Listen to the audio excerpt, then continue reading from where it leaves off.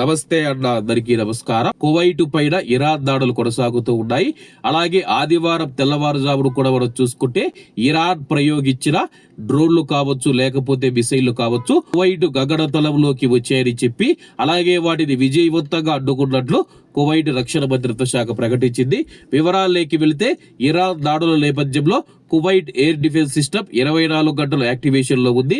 Kuwait లోని ప్రజలు ఎవరూ భయపడవలసిన అవసరం లేదు. అలాగే నిన్నటి పరిస్థితికి వస్తే కానీ గడిచిన 24 గంటల్లో కువైట్ దేశ గగనతలంలోకి దూసుకువచ్చిన 8 బాలిస్టిక్ మిసైళ్లు మరియు 19 డ్రోన్లను సాయుధ దళాలు గుర్తించి అడ్డుకున్నాయని చెప్పి, ఈ ఘటనలో ఎలాంటి ప్రాణ నష్టం గాని ఆస్తి నష్టం జరగలేదని చెప్పి రక్షణ మంత్రిత్వ శాఖ ప్రకటించింది.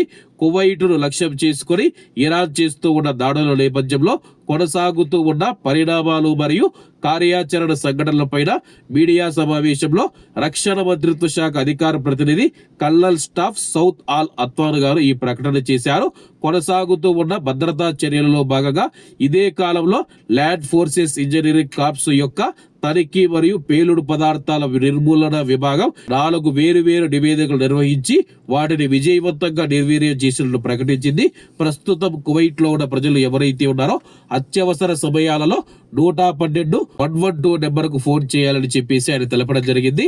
కాబట్టి ప్రస్తుతం మనం చూసుకుంటే కానీ ఈ రోజు ఆదివారం తెల్లవారుజామున కూడా కువైట్ దేశం పైన ఇరాన్ దాడులు చేసింది. అయితే ఆ యొక్క దాడులను విజయవంతంగా తిప్పి కొడుతూ ఉన్నాము. 1-2 మిసైళ్లు కానీ డ్రోన్లు కానీ మనం చూసుకుంటే మిస్ అయిపోయి కువైట్ లోని పవర్ ప్లాంట్లు కానీ డీసాలినేషన్ సెంటర్ల పైన పడుతూ ఉన్నాయని చెప్పేసి, రాబోయే రోజుల్లో కువైట్ ఎయిర్ డిఫెన్స్ సిస్టమ్ మరింత యాక్టివ్ అవుతూ ఉంది.